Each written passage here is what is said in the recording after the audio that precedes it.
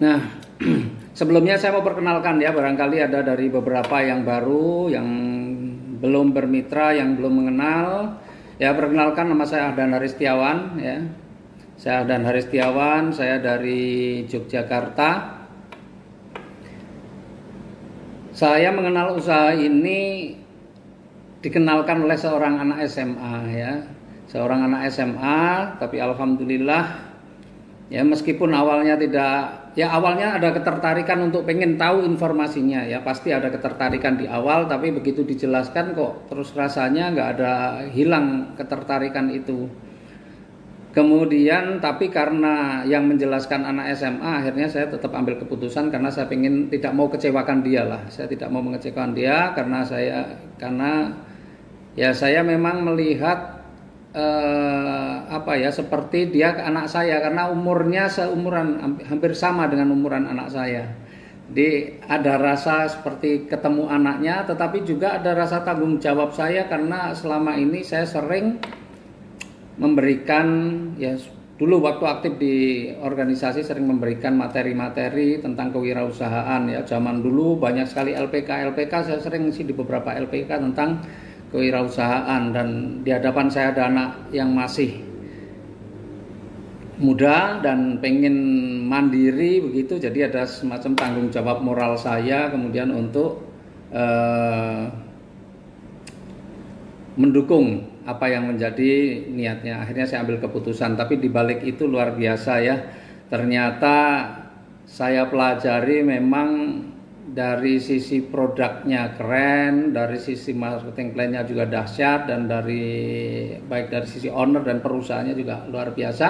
Akhirnya saya sungguh-sungguh saya jalankan itu, dan ya Masya Allah ya, mengalahkan dari selama perjuangan saya dalam dunia usaha sekian puluh tahun ya. Itu saya dalam waktu di bisnis ini hanya dalam waktu sampai sekarang ini 26 bulan. Motornya sih saya nggak begitu paham ya, tapi mungkin sekitar, kalau sekarang sih mungkin 18-19an mungkin ya, atau mungkin udah lebih, saya nggak ngerti karena ada beberapa kemarin juga tembus semua ya. Motor mungkin ya anggaplah 18-19 motor lah mungkin ya. Kemudian Mobilionya 17, Pajero ini alhamdulillah ya, di bulan April ini kemarin tembus satu lagi kualifikasi jadi 13 Pajero ya. Jadi di masa pandemi ini alhamdulillah saya juga tembus satu Pajero. Jadi Pajero saya ke-13 tembusnya baru di bulan April ini, di bulan April ya. Bulan April. Oh, sekarang bulan Mei ya, jadi bulan kemarin. Bulan April 13, dan ya saya nggak ngerti. Nah, insya Allah kalau berdasarkan target-target saya sih ya, memang mestinya ya beberapa bulan ke depan ya luxurinya nambah lagi ya insya Allah. Nah itu jadi pencapaian saya seperti itu, dan memang ini jujur saja menjadikan sesuatu yang bagi saya ini juga yang luar biasa bagi saya sendiri. Kaget juga sebenarnya, tidak menduga pencapaian saya bisa seperti ini ya, karena saya ini sudah memulai usaha dari tahun, sebenarnya sebelum 93 saya sudah mulai, sejak saya SMA pun saya sudah memulai usaha, kuliah juga saya sudah usaha, tetapi yang saya bilang saya mempunyai usaha sendiri itu ketika semua izin-izin usahanya ada, itu tahun 93 saya baru memulai usaha yang lengkap izin-izinnya. Dan dalam perjalanan saya menjalankan bisnis saya ya belum pernah lah ngalami yang seperti ini ya, modalnya sangat kecil tapi hasilnya luar biasa ya. Dan teman-teman yang sudah ada di usaha ini insya Allah ya, dan sudah banyak sekali alhamdulillah di dalam tim saya ini udah ratusan orang yang kemudian punya kehidupan yang jauh lebih bagus ya, seperti Pak Amir ini luar biasa, beliau ini menjalankan dalam waktu singkat juga apa-apa yang menjadi impian sudah banyak terwujud. Ada Coach Afni ya, Bu Afni, ada Pak Mas Dwi Kuswandono, Bu ini, dan banyak sekali lah, Bu Endah, para miliarder-miliarder baru yang muncul dari usaha ini, yang menjalankan bisnisnya itu baru paling 2 tahun sudah jadi miliarder-miliarder baru. Ya karena memang visinya PT BES itu, visinya ya emisinya PT BES ini ingin mencetak 1.000 miliarder baru setiap tahun ya. Dan mudah-mudahan teman-teman yang belum saat ini tinggal bagaimana perbanyak belajar, perbanyak actionnya juga supaya insya Allah ya impian-impiannya terwujud.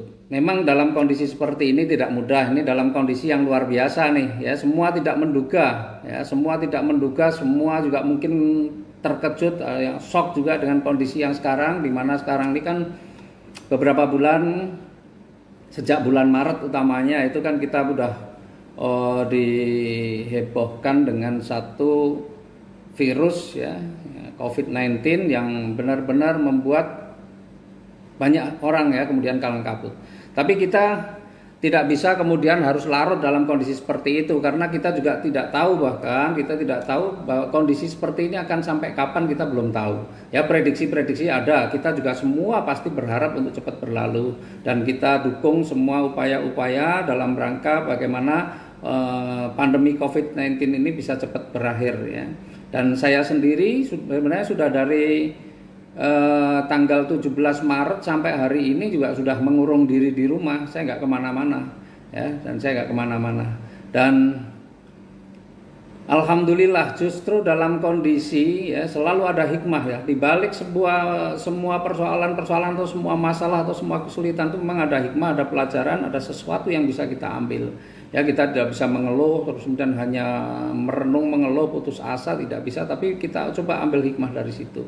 Saya pribadi alhamdulillah ya, dalam kondisi seperti itu saya punya banyak sekali waktu saya untuk belajar ya, saya punya waktu untuk belajar, dan ya baik termasuk belajar melalui Facebook Live ini ya, Facebook Group di BES Amazing Team ini saya juga belajar, saya ikuti Pak Amir bagaimana menyampaikan materi-materinya, Pak Ali Kurniawan, kemudian Bu Afni, kemudian Pak Fauzi kemarin ya, Mas Fauzi kemarin ya, kita ikuti, dan alhamdulillah tambah ilmu, karena selama ini memang saya kesulitan bagaimana kalau saya pengen datang mengikuti acara training yang diselenggarakan ini, malah jangan-jangan saya baru mau ngikuti disuruh ngisi kan. Nah, jadi kadang-kadang saya tidak berkesempatan untuk banyak belajar. Nah, ini sebenarnya berbahaya untuk saya.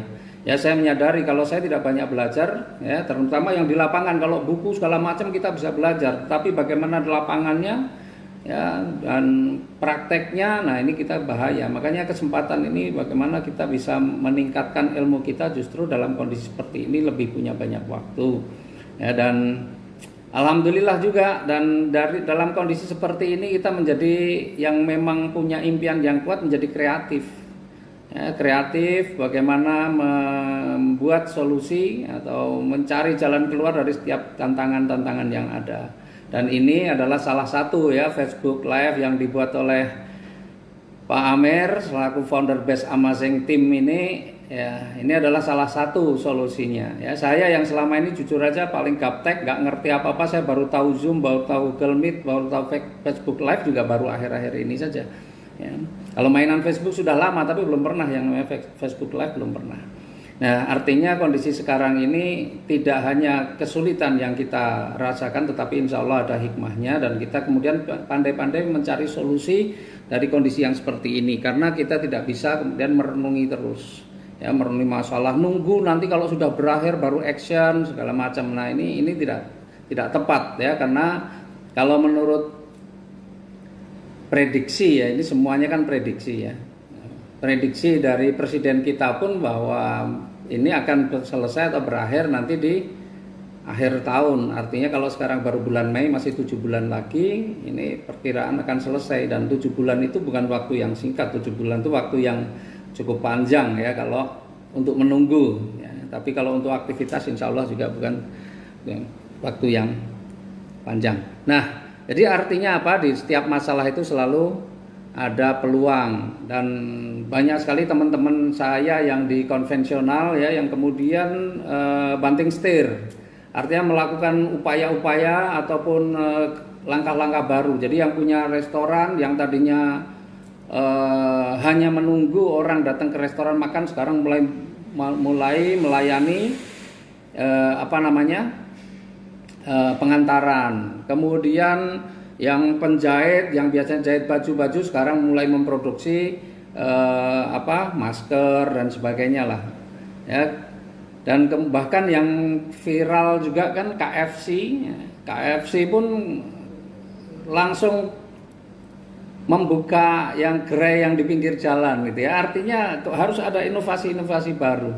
Nah, kita bagaimana? Selama ini mungkin kita sudah aktif ya di seminar-seminar yang ketemu fisik ya, offline, training offline. Tapi alhamdulillah kita ini bersyukur juga di sisi lain bahwa kita hidup di zaman modern yang mana sosial media begitu banyak, ya, sarana-sarana untuk komunikasi itu tidak terbatas, maka kita harus manfaatkan itu. Dan banyak sekali juga ternyata dalam kondisi yang seperti ini seminar tetap jalan ya, seminar pakai WA bisa, pakai YouTube bisa, pakai Facebook bisa. Artinya masih tetap aktivitas kita bisa jalan dan kita bersyukur bahwa kita menjalankan satu bisnis yang bisa dijalankan baik offline maupun online.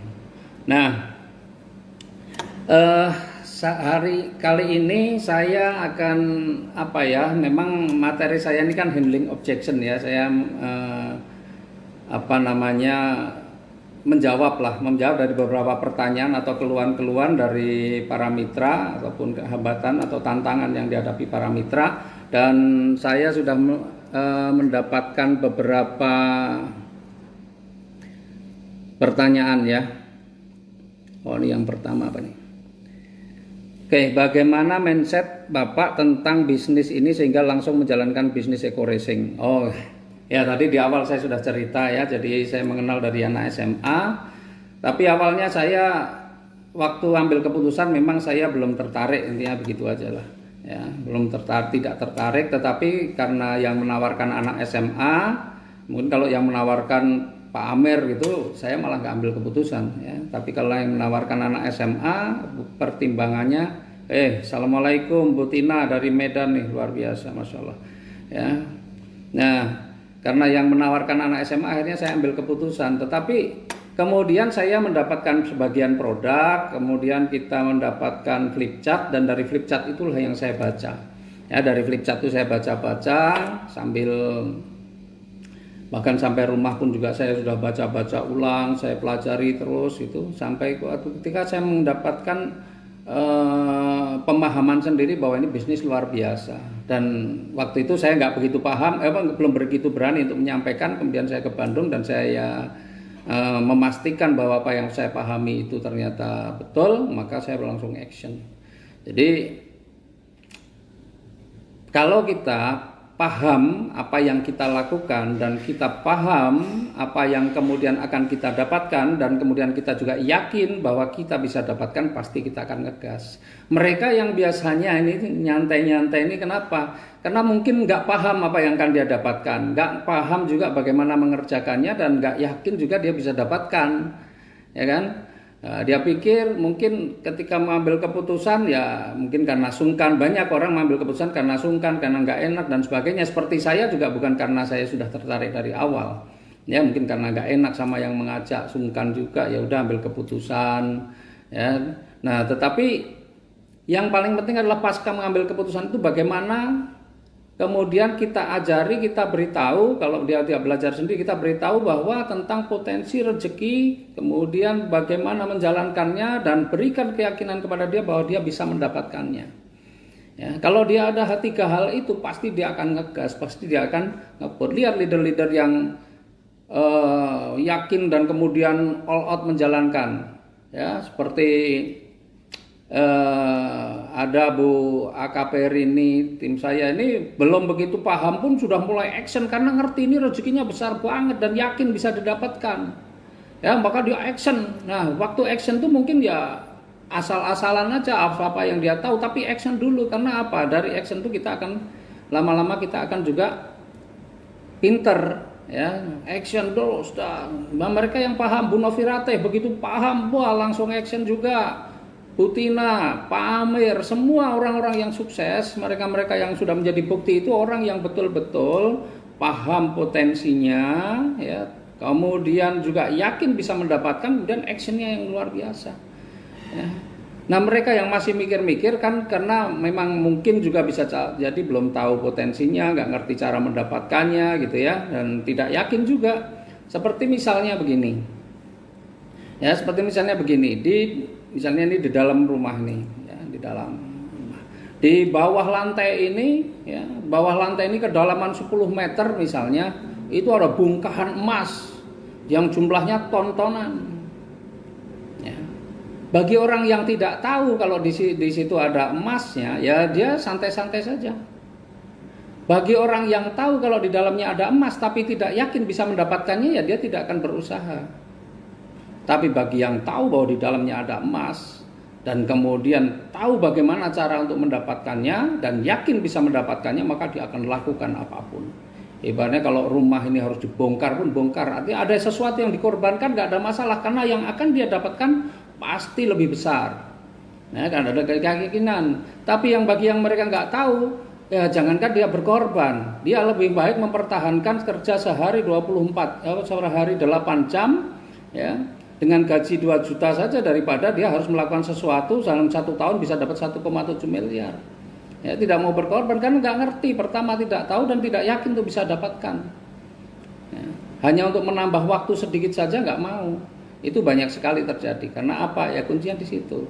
Ya, tidak tahu potensi bahwa di dalam itu ada sesuatu rezeki yang besar, kemudian tidak tahu, tidak yakin untuk bisa mendapatkannya dan tidak tahu caranya, maka dia tidak akan lakukan itu dengan sungguh-sungguh. Nah, alhamdulillah ya saya dan teman-teman semua peraih reward ini adalah orang yang melihat bahwa di sana ada potensi rezeki yang besar, kemudian yakin bisa mendapatkannya dan action untuk mendapatkannya. Ya. Kenapa orang masih banyak yang setengah-setengah? Ya karena itu tadi, masih gak yakin, masih terlalu banyak ngitung, waduh gak mau berkorban, atau pengorbanan yang dia berikan itu hanya terlalu sedikit. Pengen dapat emas, pasti ya bongkarnya pakai traktor, pakai backhoe misalnya, pakai eskavator, tetapi itu sewanya mahal, akhirnya cuma pakai cangkul yang irit. Ya kapan dia bisa dapat? Karena semua itu sesuai dengan pengorbanannya. Waktu yang dialokasikan semakin banyak, maka hasilnya akan semakin maksimal. Ya, presentasi ketemu orang akan semakin banyak, maka hasilnya pasti akan maksimal. Jangan berharap hanya ketemu 1 orang, 2 orang nggak mau terus lemes ya. Itu banyak sekali yang seperti itu. Ya tuh. Nah kemudian bagaimana kok bisa fokus di eco racing sementara usaha konvensional masih produktif? Ya. Sebenarnya ketika saya menjalankan bisnis ini itu memang saya sudah dalam pencarian sih sebenarnya sebelum saya mengenal eco-racing, dan sewaktu itu kenapa saya kemudian mendengarkan anak SMA itu ya karena memang sebenarnya saya dalam masa pencarian karena apa? Seperti yang materi beberapa waktu yang lalu Pak Amir Nasir sampaikan atau Pak Ruhan juga yang melalui Zoom ya, Amir sudah sampaikan apa? Saya sudah membayangkan gambaran akhirnya ya, yang waktu itu materinya apa? Start from the ending ya. Start from the ending. Nah, membayangkan hasil akhirnya seperti apa. Nah, selama ini bisnis saya bayangkan hasil akhirnya. Ya, bayangin saya jadi waktu itu jadi usaha kontraktor misalnya. Ya, saya bayangkan kontraktor itu dinamis. Orang ketika rata-rata saya perhatikan teman-teman saya ya di dunia konstruksi, saya kan perhatikan itu orang-orang yang apa namanya sudah usia semakin tua ya proyeknya semakin kecil, semakin sedikit ya, dan karena apa kontraktor banyak tumbuh, kontraktor baru, kontraktor muda ya, jadi saya sudah lihat lah, dan sakitnya juga rata-rata hampir sama ya, sakitnya apa, sakit gula biasanya kalau kontraktor itu ya teman-teman saya, karena saya pernah menjadi ketua asosiasi kontraktor, jadi saya perhatikan teman-teman itu. Dan saya waktu kuliah pun kenapa akhirnya saya memang memutuskan benar-benar untuk memilih jadi wirausaha, karena ya saya lihat teman-teman saya yang sudah lulus, karena saya lulusnya kan lama.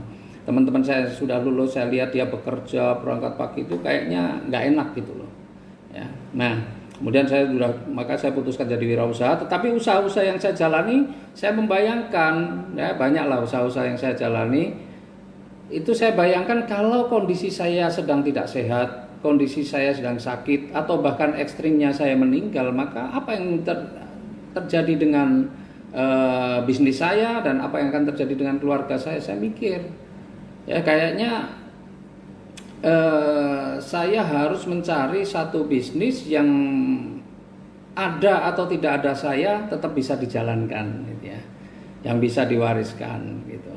Jadi itu sudah menjadi apa ya, kegelisahan saya ketika saya menjalankan bisnis konvensional, apalagi ketika saya menjadi distributor handphone waktu itu ya, punya toko handphone yang malah justru dari pagi sampai malam itu kerjanya ya di situ terus, nggak bisa punya banyak waktu ya. Dulu pengen umroh misalnya, kita pengen umroh tuh membayangkan nanti kalau saya tinggal umroh 9 hari tokonya bagaimana, seperti itu ya. Makanya jalankan bisnis ini memang sudah saya ini apa namanya, mencari bisnis yang bisa di dalam kondisi sehat, tidak sehat, bahkan meninggal pun masih bisa dilanjutkan, ya itu memang saya cari. Maka saya dulu berpikir begini waktu saya aktif di konvensional, saya itu ikut asuransi dulu banyak sekali, karena saya membayangkan kalau terjadi apa-apa dengan saya bagaimana keluarga saya, gitu ya.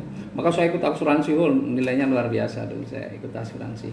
Ya tapi sekarang sudah nggak ada lagi, semua sudah saya hentikan. Insya Allah asuransikan Allah aja. Nah, bersyukur sebenarnya saya pernah menjalankan satu bisnis MLM, ya, pernah menjalankan bisnis MLM, dan disitulah pelajaran satu kali saya jalankan, dan itulah pelajaran bagi saya untuk kemudian saya mengevaluasi. Jadi bagi saya istilah trauma itu sebenarnya nggak ada, karena setiap apapun kondisi itu selalu bisa diambil pelajarannya.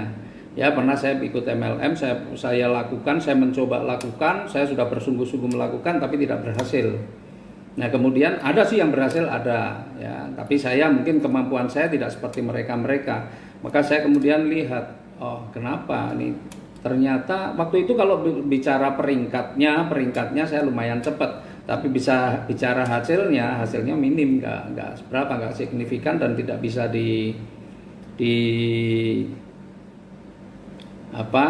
dijadikan untuk operasional, nggak cukup lah. Setelah beberapa waktu saya lakukan ini kayaknya berat gitu ya, karena kebutuhan saya udah cukup besar. Nah, dan di bisnis ini disitulah kemudian saya mempelajari apa sih yang menjadi penyebab bisnis ini kemudian lambat untuk pertumbuhan bisnisnya. Oh saya pelajari, oh begini ya, sudah disitulah saya paham. Maka ketika kemudian saya ketemu bisnis ini ya, bisnis MLM kedua yang saya jalani ini, saya lihat memang ini dahsyat ya, marketing plan-nya dahsyat. Maka begitu saya paham saya langsung action gitu. Ya, jadi nggak ada istilah trauma ya, kecuali mereka yang tidak pernah belajar. Maka banyak sekali orang trauma MLM ya, itu pasti orang yang ikut sana ikut sini tapi tidak pernah mempelajari marketing plan-nya. Dia hanya ikut-ikutan terus kemana-mana, hanya pengen tapi tidak pernah mempelajari ya. 3 hal yang Bapak Ibu harus paham ketika menjalankan bisnis network. Yang pertama apa? Perusahaannya. Itu wajib Bapak Ibu, perusahaannya itu harus paham. Yang kedua adalah produknya, dan yang ketiga ini kuncinya marketing plan-nya. Jadi kalau Bapak Ibu nggak ngerti 3-tiganya atau hanya tahu tentang perusahaannya, tentang produknya, marketing plan-nya nggak tahu, pasti Bapak Ibu bekerja keras pun ya, karena mungkin marketing plan-nya memang tidak mungkin untuk cepat sukses, ya akan lambat suksesnya. Ya. Dan alhamdulillah PT BES marketing plan-nya sangat dahsyat lah. Buktinya apa? Buktinya banyak sekali teman-teman ini yang dalam waktu singkat ya, nggak perlu waktu lama juga sudah bisa membuktikan lah tentang hasilnya. Ya, saya nggak ada nih dibandingkan dengan perusahaan sejenis manapun yang mempunyai marketing plan sedahsyat ini, nggak ada, kecuali money game. Ya sekarang ini hati-hati teman-teman. Sekarang ini banyak sekali tawaran-tawaran money game ya. Wah kerja di rumah cukup ini macam-macam lah ya. Dan itu rata-rata izinnya juga belum ada ya.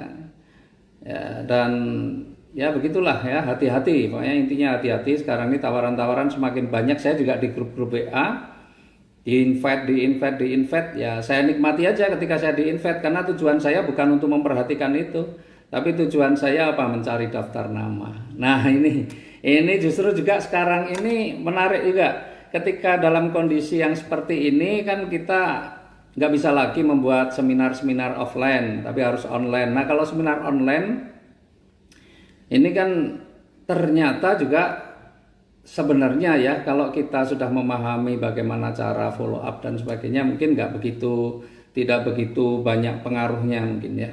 Nah saya untuk menambah daftar nama dari mana? Ya, untuk menambah daftar nama supaya bisa mengundang mereka masuk di grup WA. Ya saya beruntung juga ketika di-invite di banyak grup, mungkin nomor saya udah tersebar kemana-mana, nggak ngerti juga, tiba-tiba di-invite, ada grup inilah, grup itulah, ya saya iyain semua lah, saya masuk, saya pengen semua. Tapi disitulah saya kemudian saya gunakan memang untuk menambah daftar nama, saya catat, perkenalan, kemudian saya ngobrol-ngobrol, kita tawarkan, kita undang masuk ke grup WA, gitu. Dan alhamdulillah ya saya nih nggak, ya bukan mau, saya nggak pamer gitu ya. Artinya kalau di grup WA alhamdulillah saya ini closingnya juga lumayan lah. Ya closing itu setiap ini pasti ada closing. Cuma saya memang jarang upload hasil closingan, saya malu juga saya. Ya jadi terus ada gitu ya.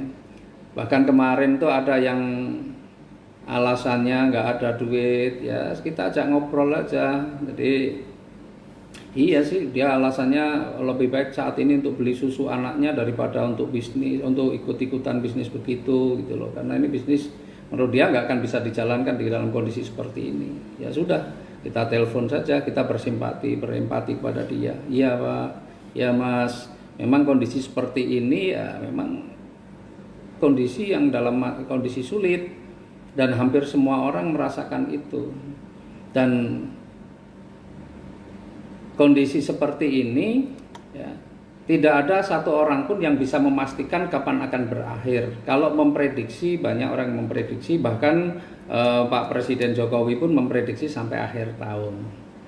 Nah pertanyaannya sekarang, apakah tabungan kita ya, itu cukup paling tidak untuk sampai akhir tahun?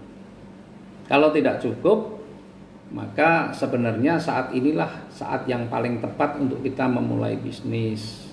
Ya, karena kalau kita bisa bertahan di dalam kondisi yang seperti ini, nanti kondisi normal itu, maka kita pasti sudah akan running saja ya. Karena memang betul ya, di bisnis di dalam kondisi yang paling sulit itulah malah sebenarnya ujian ketangguhan seorang pebisnis. Dan bagaimana ya, oh ini saya lanjutin yang tadi. Nah kalau tidak cukup, maka ini saat yang paling tepat untuk menjalankan bisnis. Ya paling tidak, kalau tidak bisa terjadi pertumbuhan yang luar biasa, minimal bisa untuk kita gunakan bertahan sampai masalah atau pandemi ini berakhir. Minimal itu dulu.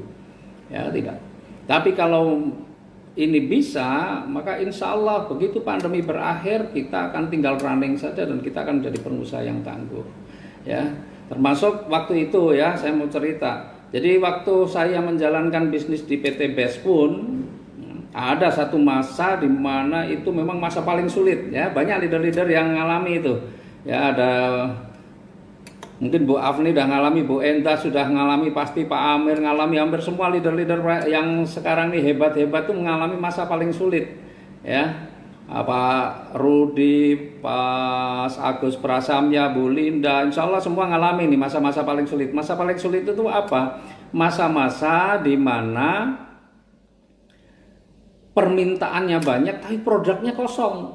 Wah, komplainnya minta ampun, banyak sekali orang kemudian komplain macam-macam, kemudian ada yang ngambek, gak jalan dan sebagainya. Ya, banyak yang kemudian berhenti tidak lanjutkan, padahal karena apa waktu itu kok bisa produk sampai inden ya, indennya pun bisa sampai lama, sebulan 2 bulan gitu. Ya karena waktu itu pertumbuhan jumlah mitra dengan kapasitas produksinya, peningkatan kapasitas produksinya tidak imbang. Ya, kemampuan produksinya misalnya 100 tapi pertumbuhannya 1000. Nah, untuk meningkatkan menjadi 1000 misalnya, itu tidak serta-merta karena perlu waktu, penambahan mesin dan sebagainya lah. Nah waktu itu banyak yang tidak sabar, marah-marah kerjanya tiap hari, ngamuk-ngamuk di WA. Itu paling sering itu orang yang tidak Assalamualaikum Bu Dr. Rasuna dari Gorontalo nih, Masya Allah ya. Nah, banyak waktu itu yang tidak sabar, marah-marah, wah macam-macam, ada yang ngambek kemudian berhenti. Nah pertanyaannya saya lihat mereka yang marah, mereka yang ngambek, mereka yang berhenti sampai sekarang juga nggak dapat apa-apa. Tapi mereka yang bertahan, yang terus tetap dia istiqomah gitu ya. Karena memang di bisnis ini nggak semuanya linier. tidak semuanya enak. Memang dalam bisnis ini kadang-kadang ada gelombang-gelombang yang mungkin terasa tidak nyaman, tetapi kalau kita bertahan maka kita akan menjadi pelaut yang tangguh kan begitu. Ketika kita pertumbuhan antara pertumbuhan mitra dengan pertumbuhan kecepatan memproduksi ini nggak imbang. Akhirnya ya itu tadi, banyak sekali yang komplain, yang marah, yang macam-macam lah ya, bahkan menghujat kalau ada ya. Kebetulan dalam kondisi yang seperti itu, yang jalan terus pun bisa dapat motor, dapat mobil, dapat Pajero, waktu itu begitu. Nah, mereka yang nggak siap dengan kondisi yang seperti itu, melihat orang lain dapat mobil, melihat orang lain dapat Pajero, bukannya senang mengucapkan selamat atau kemudian belajar mendekat kepada mereka, enggak. Ya, sebagian mereka yang memang tidak punya mental sukses, langsung menghujat. Anda ini dapat ini senang-senang, itu kan hasil perjuangan kita juga dan sebagainya. Ya. Nah, jadi memang kelihatan di situ dalam masa-masa sulit itu kita akan melihat orang-orang yang memang mentalnya mental pejuang, orang-orang yang memang dia orang yang mentalnya mental yang tangguh, dengan orang-orang yang mentalnya bukan mental pejuang. Ya, dia akan keluar, dia akan quit ya lebih cepat. Karena memang di bisnis itu ujiannya selalu ada, tetapi orang yang benar-benar pejuang dia akan mencari solusi. Ya, tidak hanya ribut dengan masalahnya saja, tapi cari solusi. Dan waktu itu saya juga tidak melarikan diri dalam kondisi seperti itu pun, saya keliling kemana-mana. Kan kita memang harus menghadapi semua itu dan memberikan penjelasan dengan baik kepada semuanya. Karena tidak semua orang juga, mungkin tidak semua juga tahu persoalan yang sebenarnya. Maka tugas kita adalah meluruskan, memberikan informasi itu dengan sebaik-baiknya. Nah, alhamdulillah faktanya mereka yang bisa bertahan dari kondisi seperti itu, insya Allah semuanya udah mendapatkan reward. Karena apa? Karena udah terbukti bahwa mereka adalah orang-orang pejuang-pejuang yang tangguh, pejuang-pejuang yang punya komitmen. Termasuk dalam kondisi yang seperti ini. Ya, dari sebagian orang sudah mulai nih, ya, di statusnya di sosial medianya yang kemarin saya sempat bahas dengan beberapa leader. Wah, udah yang muncul adalah produk-produk selain produk dari PT BES. Nah, ini dia nggak sadar bahwa di dalam bisnis network itu komitmen itu menjadi sangat penting. Kenapa orang yang menjalankan bisnis, wah saya sudah berkali-kali jalankan ini dan nggak berhasil sehingga trauma, ya karena dia nggak paham aja jalankan bisnis networknya. Ya, dia baru menjalankan ini, dia tidak jalankan sungguh-sungguh, sudah ikut bisnis yang lain. Dan ikut bisnis yang lain, jalankan juga ada sedikit kesulitan, dia pindah lagi ke yang lain. Maka dia tidak akan pernah sukses di mana-mana. Justru dia membuat branding negatif terhadap dirinya sendiri. Nah, repotnya rata-rata orang yang seperti itu hobinya menyalahkan pihak lain. Wah, ini sulit, ini nggak apa-apa, menyalahkan pihak lain, bukan kemudian memperbaiki dirinya. Ya, bukan memperbaiki dirinya, tetapi menyalahkan pihak lain. Nah, akhirnya karena udah mungkin puluhan MLM dijalanin, akhirnya trauma gitu ya, trauma. Nah, teman-teman, di bisnis network itu adalah sekali lagi bahwa personal branding itu sangat diperlukan. Ya, saya sekali posting yang lain, produk yang lain pasti rusak. Tim kemudian bingung, waduh kok ini sudah begini-begini, kemudian macam-macam lah isu yang beredar, dan mungkin kepercayaan terhadap diri saya juga akan hilang. Hati-hati ya. Kemarin Pak Ardi Dewa sudah menulis bagus banget tuh ya, bahwa di bisnis jaringan tuh personal branding sangat bagus, sangat penting ya. Jadi jangan main-main. Kalau Anda mau mikir yang lain, maksimalkan dulu lah. PT BES sudah punya produk yang paling cocok untuk saat ini, yaitu hand sanitizer sama Hapsro, dan ini sudah mulai dipromokan tentang itu ya. Insya Allah tinggal promosikan itu, jangan promosikan yang lain ya, nanti rusak sendiri branding kita ya. Dan sekarang yang kedua apa nih? Ya, menyikapi dengan bisnis saya yang konvensional yang masih jalan. Nah, karena memang akhirnya saya menemukan di dalam bisnis konvensional yang masih jalan, waktu itu juga ada properti, ya, ada restoran, dan restoran pun sebenarnya waktu itu akhirnya di endingnya adalah turun, karena di bisnis konvensional itu kompetisi itu begitu tinggi ya, kompetisi. Dan kita pasti kalau bisnis konvensional itu tidak suka kalau ada orang lain juga mempunyai usaha yang sama dengan kita, pasti nggak suka Ya, itu sangat berbeda dengan bisnis network. Justru kita mengajak orang lain untuk menjalankan bisnis yang sama dengan kita. Tapi di bisnis konvensional jarang orang yang senang ketika ada orang lain yang menjalankan bisnis sama dengan kita. Nah, kompetisinya sangat tinggi, ya, kadang-kadang sampai irasional. Nah, waktu itu bisnis restoran saya memang udah turun. Ya, kita coba dongkrak, kita coba promosi lagi, kita coba ini, tapi memang nggak angkat, ya akhirnya saya tutup. Ya, jadi kalau bisnis konvensional masih bisa jalan, ya jalankan saja, ya. Dan bisnis ini kan sebenarnya tidak memerlukan waktu 24 jam juga tidak. Yang penting ada komitmen kita selalu mengalokasikan waktu. Contoh Bu Afni ini masih PNS, waktunya juga jam kerjanya sudah pasti jam segitu sampai jam segitu. Tapi beliau tahu bahwa bisnis ini potensinya luar biasa, maka setiap hari beliau selalu alokasikan waktu untuk menjalankan bisnis ini. Ya, intinya adalah itu, ada komitmen kita dalam menjalankan bisnis ini. Ya, tidak harus selalu sepenuhnya tinggalkan yang lain, enggak apa-apa. Tapi kalau Bapak Ibu memang punya hitung-hitungan yang kalau ini ditinggalkan hasilnya akan lebih maksimal, ya terserah saja, enggak ada masalah. Ya, itu tinggal bagaimana kita melihat antara apa yang kita kerjakan sekarang atau bisnis yang jalan sekarang dengan apa yang sedang kita kerjakan ini. Tinggal nanti dibandingkan saja. Karena ini bisnis itu ada hitung-hitungannya semua. Ya, ini bukan cinta ya yang irasional, itu bukan, tapi ini bisnis yang harus rasional. Kita harus rasional. Nah, kemudian ini saya mau gabung, tapi bagaimana menghadapi orang yang pengen gabung tapi tidak punya modal. Tuh ya, jadi kalau ketemu orang ini banyak sekali nih orang sekarang alasannya seperti ini. Alasan sekarang ini, wah ini lagi kondisi yang buruk, kita lagi nggak punya uang, atau kalau punya uang ya kita prioritaskan untuk kebutuhan sehari-harian gitu. Nah, Bapak Ibu, sebenarnya alasan itu mestinya tidak ada kalau kita bisa membuka mindsetnya. Ya, kita bisa membuka mindset seseorang. Ya, kalau kita bisa membuka mindset seseorang, insya Allah ya alasan-alasan seperti itu menjadi tidak ada. Kenapa?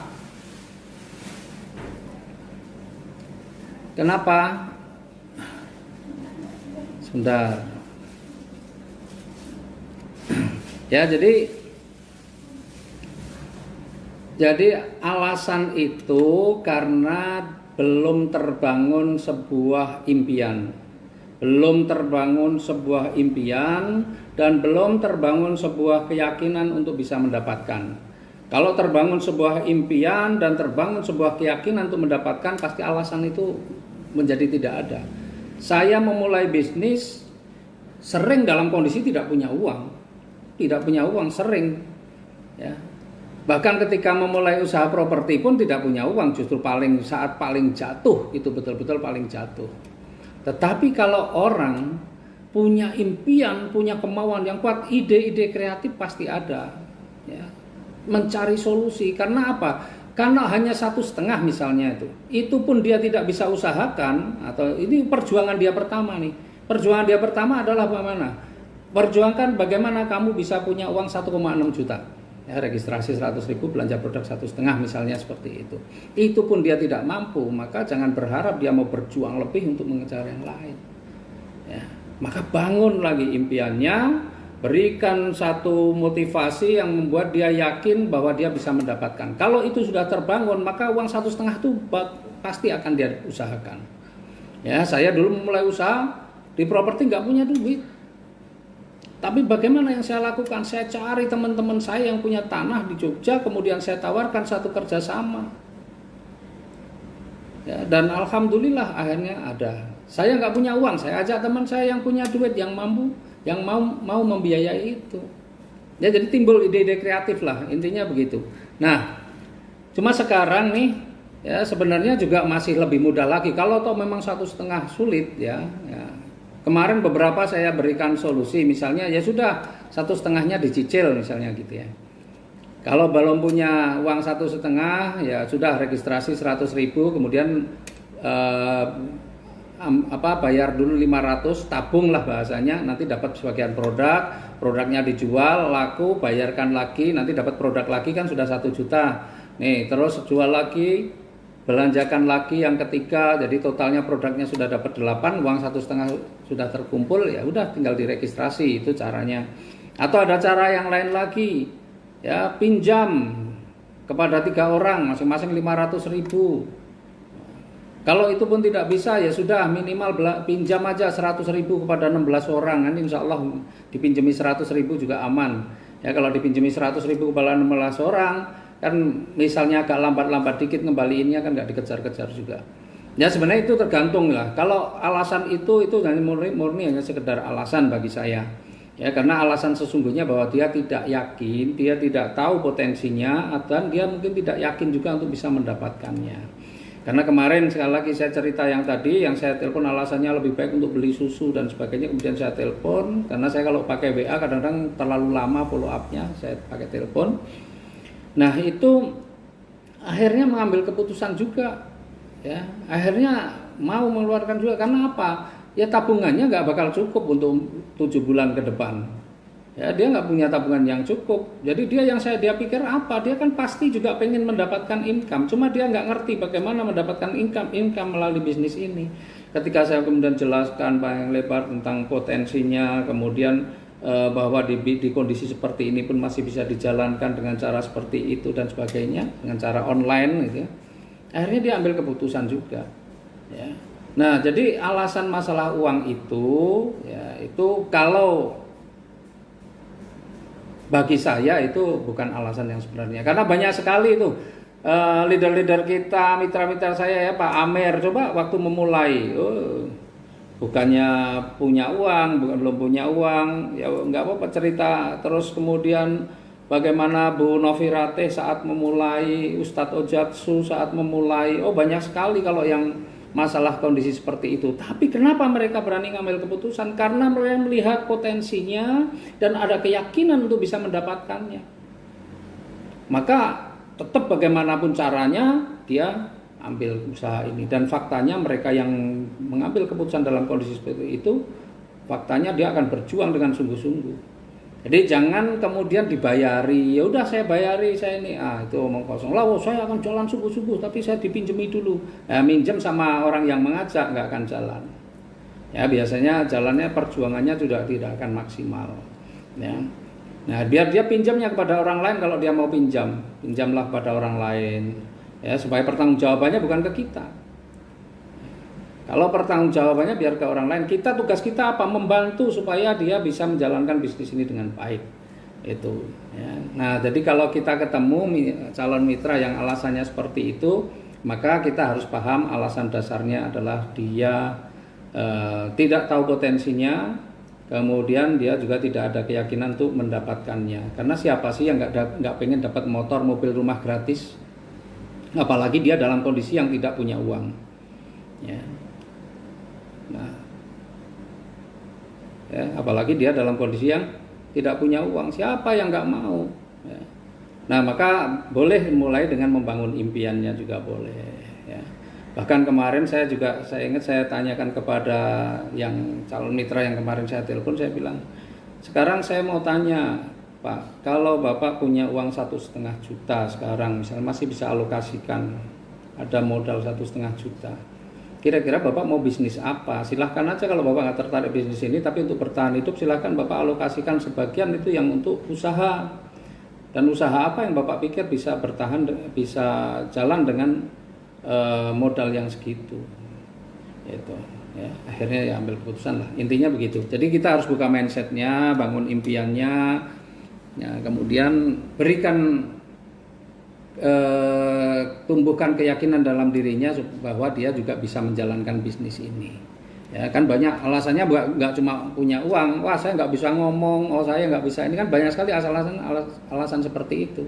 Maka tumbuhkan keyakinan bahwa dia bisa menjalankan, ya, tumbuhkan keyakinan dalam dirinya, bukan kita berikan keyakinannya, tapi tumbuhkan keyakinan dalam diri bahwa dia bisa menjalankan bisnisnya ini. Dan dia berikan pemahaman bahwa bisnis ini tidak dijalankan sendiri, banyak tim, maka yang akan membantu juga ada, gitu ya. Itu. Nah, kemudian saya gengsi jalankan bisnis MLM karena biasanya hasilnya tidak menjanjikan. Ya, ini kalau masalah gengsi sih ya sudah, itu urusan masing-masing ya. Orang itu kadang-kadang hidup dalam sesuatu yang kamuflase, yang apa ya, Gengsi itu yang kayak apa sih gitu ya? Karena saya juga dulu juga anti MLM sih sebenarnya. Saya anti MLM, sangat anti awalnya saya itu sama MLM. Ya, apalagi waktu itu saya memikir memang MLM itu nggak nyata, nggak real. Yang dalam bayangan saya MLM itu nggak real. Karena apa? Yang saya lihat teman-teman yang jalankan MLM nggak ada yang sukses yang saya kenal. Ya, yang saya kenal nawarin ini ganti itu, ganti ini, ganti itu gitu. Akhirnya saya nggak pernah tertarik. Dan waktu itu ketika saya sedang berpikir apa usaha yang bisa diwariskan tuh nggak kebayang MLM awalnya, nggak ada bayangan MLM, nggak ada. Ya saya hanya waktu itu diberi di tempat teman saya waktu itu yang jalankan MLM, saya baca buku yang namanya waktu itu Grafik Kehidupan. Itu yang sebenarnya awalnya bacanya itu, tapi saya nggak tertarik dengan bisnisnya, cuma saya baca buku itu. Yang di dalam buku Grafik Kehidupan itu yang saya masih ingat bahwa umur manusia itu kan, manusia ini kan akan umurnya nambah terus, nggak ada umurnya manusia berkurang, yang berkurang itu jatah hidupnya, kalau umurnya kan nambah terus. Nah umur manusia ini bertambah terus. Nah pada saat umur bertambah dari kecil tambah muda ini tambah kuat nih, secara fisiknya tambah kuat, tapi ada titik di mana sudah mentok, kemudian secara fisiknya akan turun. Biasanya nih, kalau kondisinya secara fisiknya juga turun, penghargaan ekonomisnya juga turun. Ya, yang pegawai apalagi, pegawai udah pensiun ya hasilnya juga nggak akan seperti waktu dia belum pensiun, apapun, rata-rata seperti itu. Ya, nah orang yang swasta yang masih apa-apa dikerjakan sendiri, masih diinikan sendiri juga ketika sudah tua, maka produktivitasnya juga akan menurun. Biasanya menurunnya bertambahnya usia, menurunnya kemampuan juga diikuti menurunnya finansial. Maka harus mencari bisnis yang tidak itu terbuka mindsetnya, yang tidak perlu kita juga harus bekerja keras terus, tetapi usia kita nambah, kemampuannya menurun, tapi hasilnya nggak menurun. Ya, waktu itu belum tertarik dengan bisnis MLM, tapi itu sudah kemudian masuk di dalam pikiran saya bisnis apa gitu ya. Maka dulu saya terus kemudian mencadangkan ya dengan mengikuti banyak sekali asuransi itu untuk pengaman saya, tapi masih sambil mikir terus ya. Jadi memang MLM kemudian dianggap tidak bergengsi karena begitu banyak orang-orang yang menjalankan bisnis ini ya, yang tidak berhasil, dan itu sangat kita lihat lah. Dan sebenarnya ya, kalau kita lihat di bisnis apapun, orang yang tidak berhasil itu selalu lebih banyak daripada yang berhasil. Ya. Cuma kalau di sini di PT BES, persentase yang berhasil akan lebih banyak daripada yang tidak berhasil. Secara persentase lebih banyak dibandingkan di tempat-tempat lain. Ya, di PT BES ini persentase orang yang berhasil akan jauh lebih banyak dibandingkan yang ada di tempat-tempat lain. Ya. Di bisnis apa sih? Di luaran, di konvensional juga sama. Di konvensional tuh yang gagal jumlahnya banyak. Bahkan cuma ketika dia gagal, masalah tidak hanya gagal di bisnisnya, diikuti dengan masalah. Ya, diikuti dengan masalah. Cuma kalau yang di bisnis ini banyak orang yang sudah punya masalah di bisnis ini dan luar biasa justru selesai. Di konvensional banyak orang yang tidak punya masalah menjalankan konvensional, akhirnya yang muncul adalah masalah. Jadi banyak terbolak-balik. Nggak ada orang kemudian punya masalah karena menjalankan bisnis MLM, sebenarnya nggak ada. Ya. Nah, cuma karena banyak orang yang kelihatannya udah ini banyak sekali kita lihat orang yang menawarkan kemudian dan kelihatan tidak berhasil, kemudian dianggapnya itu nggak bergengsi. Ya, kalau melihat itu sih gengsi ya saya nggak ngerti, karena bagi saya, apalagi saya laki-laki, ini prinsip saya dari dulu. Saya nggak mikir gengsi yang seperti itu, memang saya nggak pikir. Karena gengsi itu seperti apa sih nggak jelas juga. Gengsi itu kan cuma perasaan diri sendiri. Kita ini kalau kesannya wah perlente segala macam, tapi kita nggak punya uang, di belakang kita juga orang ngomongin kita itu cuma gayanya aja, kesannya begini tapi bokek, nggak punya duit, nggak punya apa-apa, itu tetap aja orang ngomongin kan. Jadi gengsi itu bagi saya nggak ngerti, saya nggak ngerti definisinya, dan itu memang nggak ada di dalam diri saya, di dalam kamus saya gengsi itu nggak ada, karena saya nggak makan gengsi juga. Tapi yang saya rasakan, saya pikir saya menjadi prinsip saya adalah bahwa saya seorang laki-laki, ketika saya sudah menjadi berkeluarga, ini untuk terutama untuk yang laki-laki kan. Ya, karena saya sudah berkeluarga, maka gengsi bagi saya nggak penting. Tapi yang paling penting adalah bagaimana istri saya, anak-anak saya bisa hidup dengan wajar, ya, bisa hidup dengan wajar.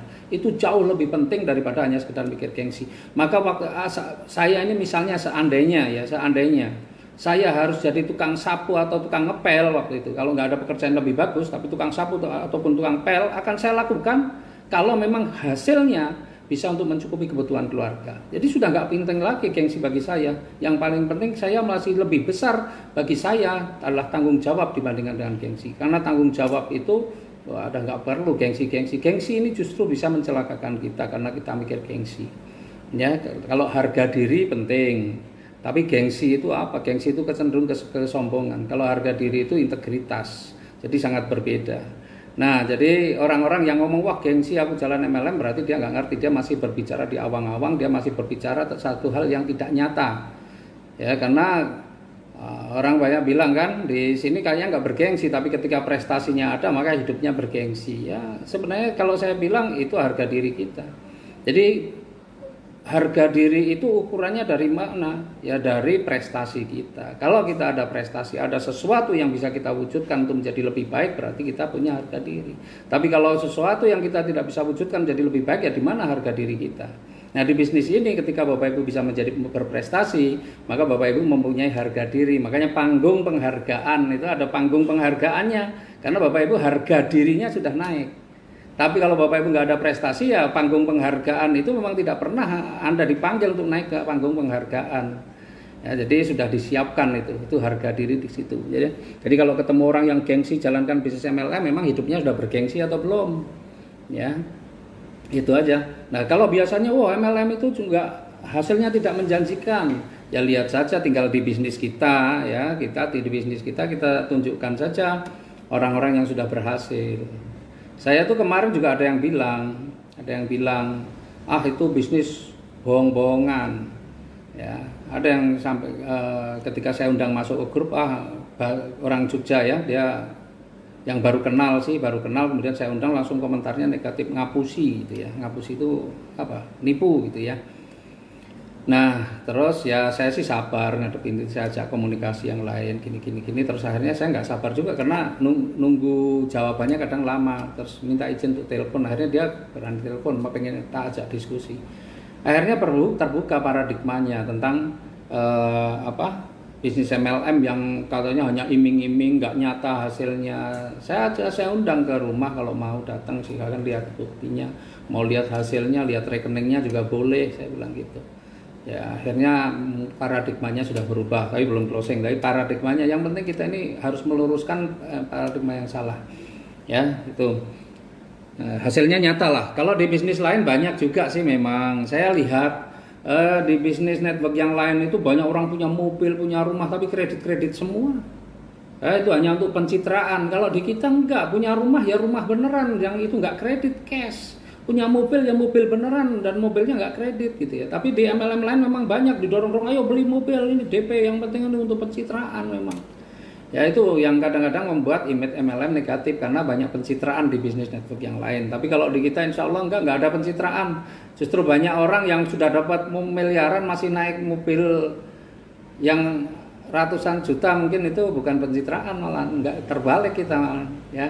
Karena konsep kita ini kan justru menghindari hutang. Di MLM yang lain mendorong mitra-mitranya untuk punya hutang, supaya apa? Orang kalau punya hutang, punya kewajiban, pasti di bisnisnya ini terus kodenya terus menerus. Nah ini konsep yang terbalik.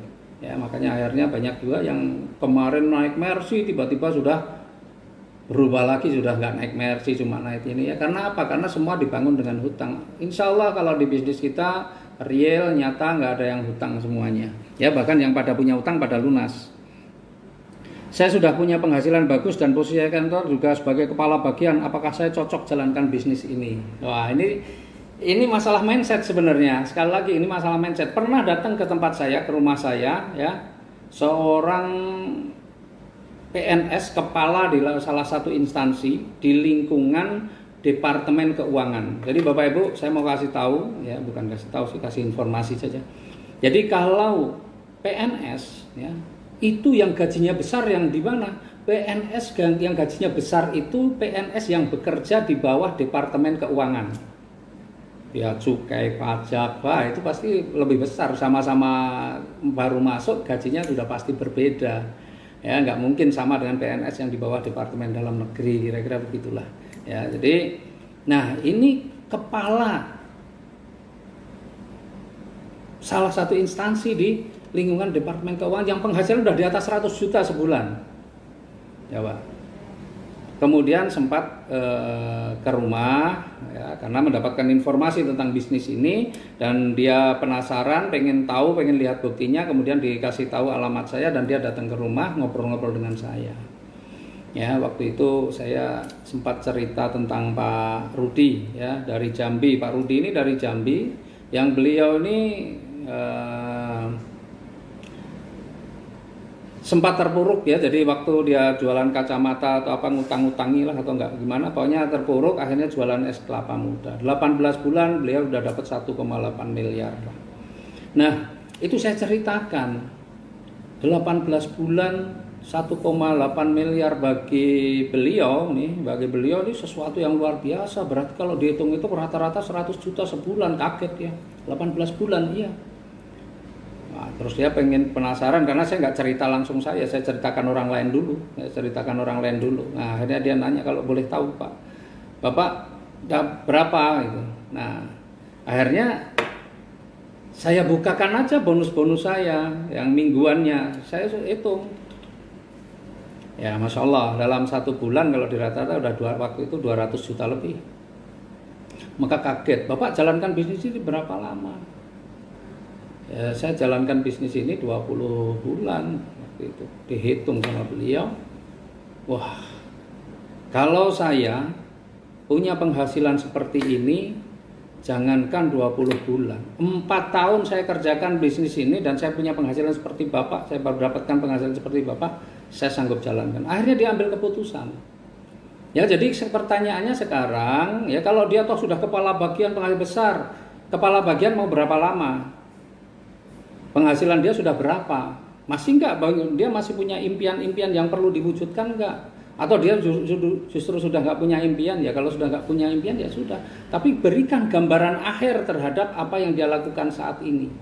Ya, materi kemarin start from the ending itu memang bagus. Melihat gambaran akhir, ya memulai dari akhir. Atau kemudian kalau enggak ya melihat gambaran akhir dari apa yang dikerjakan sekarang, ini menjadi penting. Karena orang yang tidak bisa melihat gambaran akhir dari apa yang dikerjakan sekarang, nanti ketika mendekati akhir bingungan. Banyak sekali saya kemarin waktu masih aktif di organisasi, saya kadang-kadang memberikan pelatihan kepada orang-orang yang sudah menjelang masa pensiun. Coba, menjelang masa pensiun baru berpikir bisnis.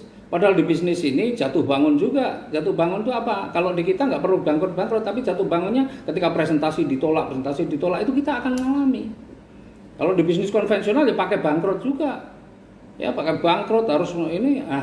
Kalau orang sudah mau pensiun baru mikir bisnis, itu sebenarnya sangat tidak tepat. Kecuali dia pensiun dengan uang yang sudah banyak, ya sudah tinggal bikin restoran atau restoran franchise atau bikin kos-kosan, bikin apa silahkan. Tetapi kalau pensiun tapi hasilnya pas-pasan dan baru memulai bisnis, sangat tidak tepat. Dibukakan mindset itu. Ya, dan orang yang kadang-kadang merasa nyaman saat ini. Dan ingat, orang yang masih bekerja itu hanya akan dihargai ketika dia dalam kondisi sehat. Coba dia kemudian sakit gak bisa bekerja, hilang semuanya. Jadi jangan merasa nyaman dengan kondisi sekarang. Ya, insya Allah kalau kita di bisnis ini kita bangun jaringan semua selesai, ya ibaratnya gini, saya sekarang ngumpet pun gitu, ya, insya Allah masih dapat rezeki. Ya, Allah masih dapat rezeki. Nah, berikan pemahaman tentang itu. Karena sebenarnya di bisnis itu segala sesuatu orang mau melakukan segala sesuatu itu tergantung apakah apa yang akan dia kerjakan itu bisa sesuai dengan yang mereka inginkan atau tidak. Artinya bisa mewujudkan apa yang menjadi impiannya atau tidak. Bagaimana cara meyakinkan member yang sudah bergabung di Eco Racing supaya maksimal kerjakan bisnisnya meskipun dia jauh? Ya, lagi-lagi semua pertanyaan itu kuncinya sama. Kembali lagi membangun mindset. Impiannya juga harus terbangun. Jadi syarat sukses di bisnis itu kan yang pertama harus punya impian yang kuat dari diri sendiri, ya dari sendiri itu impiannya harus kuat. Kemudian sikapnya juga harus baik. Impian ini menghasilkan kerja yang tidak bisa dihentikan oleh siapapun kalau impiannya kuat. Ya makanya saya kasih gambaran di video saya di YouTube saya ya, makanya saya kenapa sering upload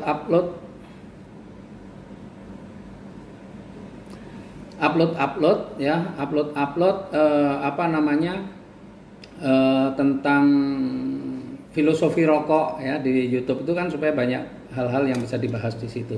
Ya, jadi Biar maksimal bagaimana? Ya harus punya impian yang kuat, maka bangun impiannya.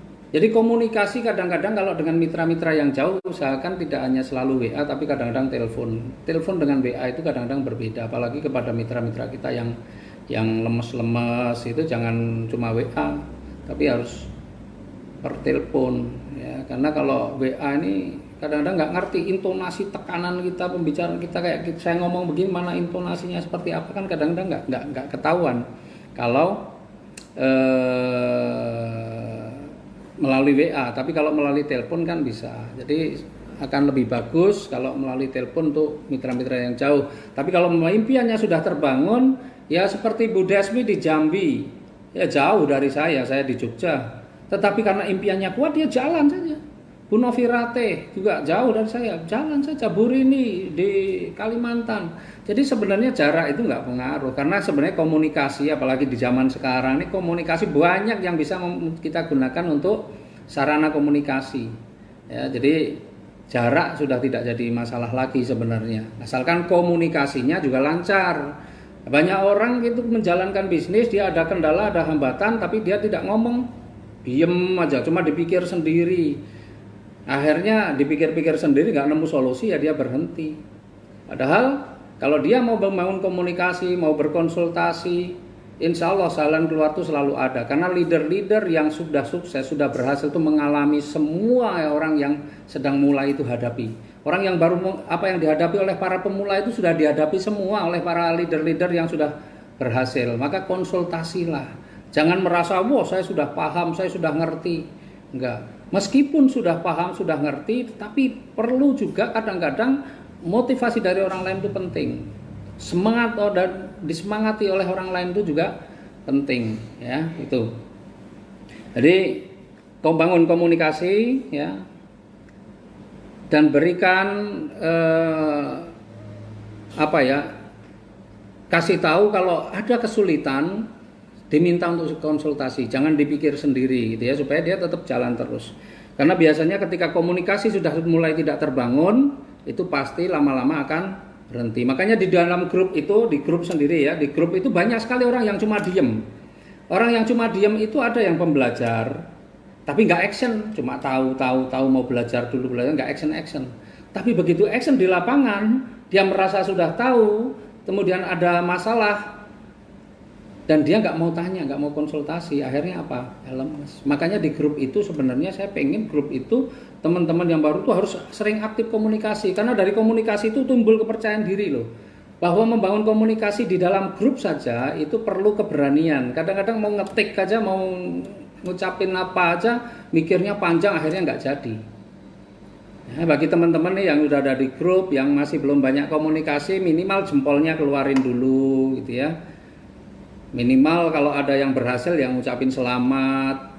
Minimal kalau ada yang mendoakan atau mengucap salam ya dijawab Waalaikumsalam. Ada yang mendoakan baik-baik ya jawab amin. Itu aja dulu latih itu. Karena kalau kita sudah terlalu lama nggak pernah aktif di grup, nggak pernah komentar, maka ketika kita mau komentar pun juga nggak rasanya berat, jadi sulit ya. Dan lama-lama orang biasanya lihat saja orang-orang yang di grup itu, kalau kemudian dia tidak rajin membangun komunikasi, pelan-pelan dia akan diam langsung keluar dengan berbagai alasan, mana yang HP-nya lemot lah, mana yang ini macam-macam lah ya. Dan artinya dia menganggap bisnis ini sudah tidak layak untuk diperjuangkan dengan cara apa, dia keluar dari grup. Tapi kalau dia masih layak bisnis ini layak diperjuangkan, dia nggak akan keluar dari grup.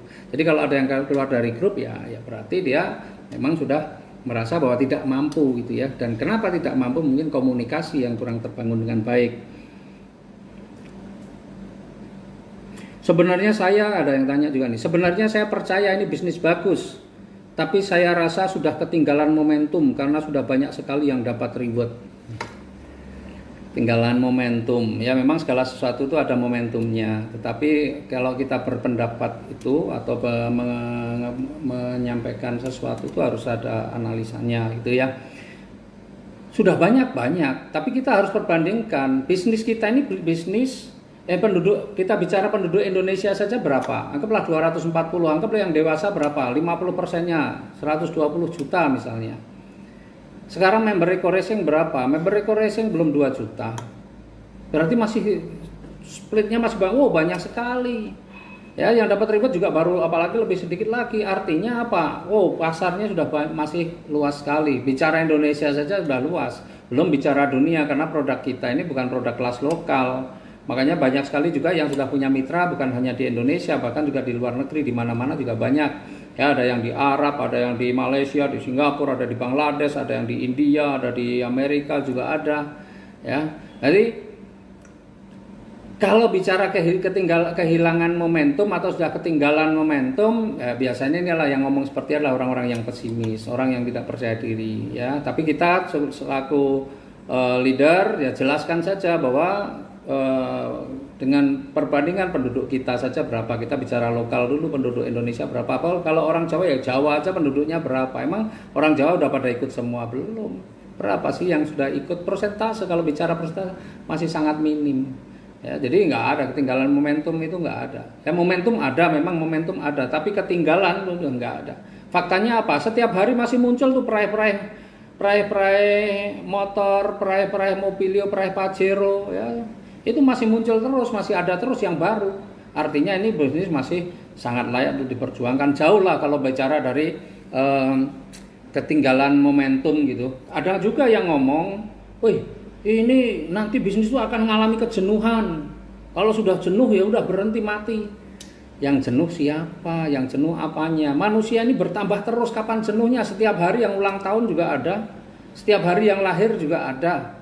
Artinya manusia ini bertambah terus, jenuhnya di mana? Nggak ada jenuhnya di bisnis ini. Selama manusia masih bertumbuh, ya masih mau berkeluarga, mau punya anak, dunia ini juga masih bertumbuh, ya insya Allah nggak ada jenuhnya. Ya. Dan perusahaan pun juga berinovasi dengan produk-produk baru. Kalau jenuh dengan produk, ya perusahaan yang berinovasi dengan produk-produk yang baru. Jadi nggak ada istilah, wah ini sudah jenuh, nggak ada jenuhnya. Ya. Nah, saya trauma dengan bisnis MLM. Wah ini banyak banget nih. Oh ini nama sebelumnya nih. Ya saya mau gabung nih. Kalau sudah ada orang yang tertarik atau mau gabung di jaringan saya. Ya ini orang yang super pelit, ini yang seperti ini, dan berpikir tidak standar nih. Standar itu kalau out of the box nggak apa-apa, tapi ini di bawah itu. Ya bukan out of the box tapi under the box nih. Ya jadi mau nawar-nawarin dulu, nanti kalau ada mau baru gabung. Konsep bisnis kita ini adalah PCA. Apa? Pakai cerita, kemudian ajak untuk menjalankan bisnisnya, ajak untuk menggunakan produknya, ajak menjalankan bisnisnya.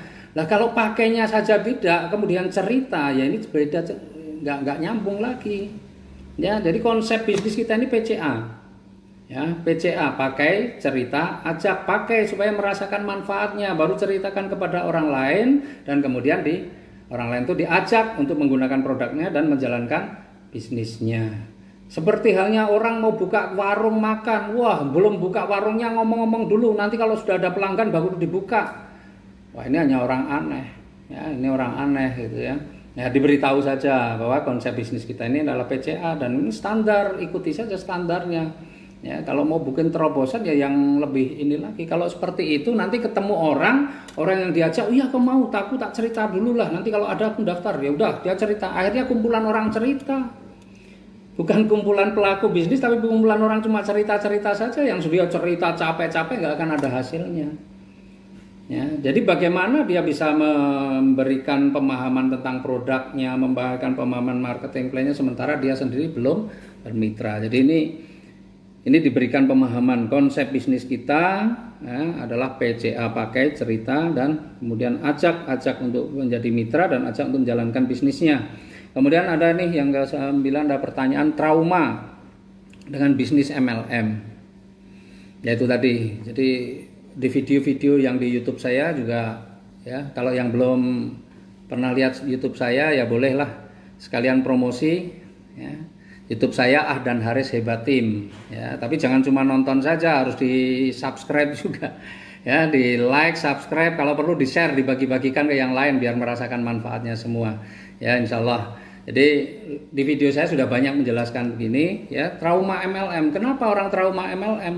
Orang trauma pada dasarnya setiap orang yang mengatakan dia trauma itu karena tidak pernah bisa mengambil pelajaran dari sebuah kejadian. Kalau orang bisa mengambil pelajaran dari satu kejadian, maka dia tidak akan pernah trauma. Ya, saya ini di bisnis bangkrut, saya nggak pernah trauma bisnis. Ya, berapa kali, 2 kali yang paling berat bagi saya ketika jatuh, dan jatuhnya bukan hanya sekedar ini saja meninggalkan hutang yang banyak, tapi nggak pernah trauma. Karena kita harus belajar dari pengalaman-pengalaman itu, selalu ada pelajaran yang bisa kita petik dari setiap kejadian. Orang yang trauma itu orang yang tidak pernah bisa mengambil pelajaran dari satu kejadian.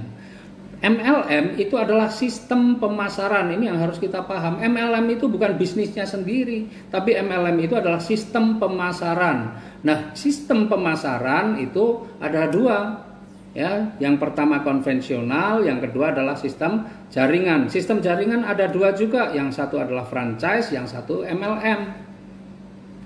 Nah, karena MLM itu adalah sistem pemasaran, bukan bisnisnya sendiri, maka hasil dari sistem ini pun berbeda-beda, sama dengan hasil dari bisnis konvensional. Anda jualan alat bahan-bahan bangunan dengan jualan sembako, dengan modal yang sama, hasilnya akan berbeda.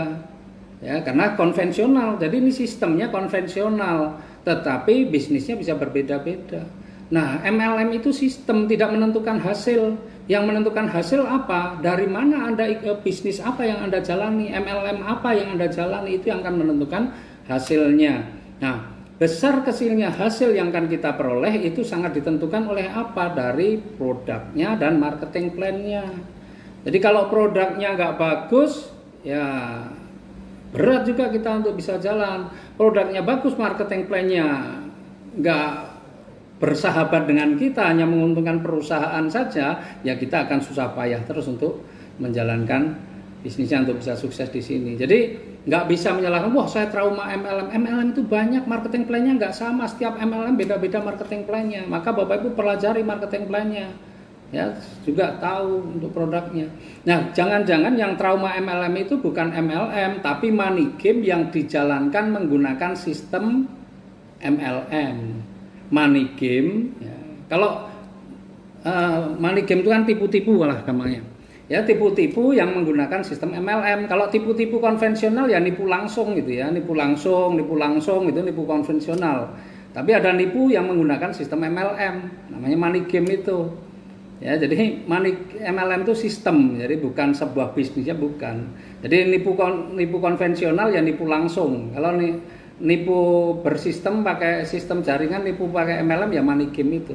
Nah, jangan-jangan yang trauma itu yang menjalankan bisnis yang dia tidak sadar bahwa dia sedang menjalankan bisnis tipu-tipu yang menggunakan sistem MLM, bukan bisnisnya yang benar gitu ya, tapi money game itu yang memang banyak membuat kemudian orang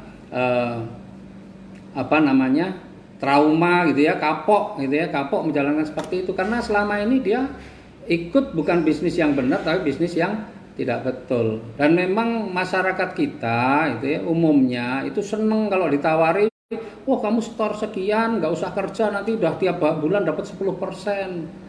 Ya, kita tipe-tipe orang malas-malas kan seneng ditawarin seperti itu. Untungnya saya ini nggak pernah tertarik dengan, meskipun saya ditawari banyak dari dulu, saya nggak pernah tertarik karena saya menggunakan logika sederhana. Kalau saya menjalankan satu bisnis, setor duit, kemudian tiap bulan dapat 10%, ya ngapain dia pakai jalankan bisnis itu? Mending utang bank aja sudah.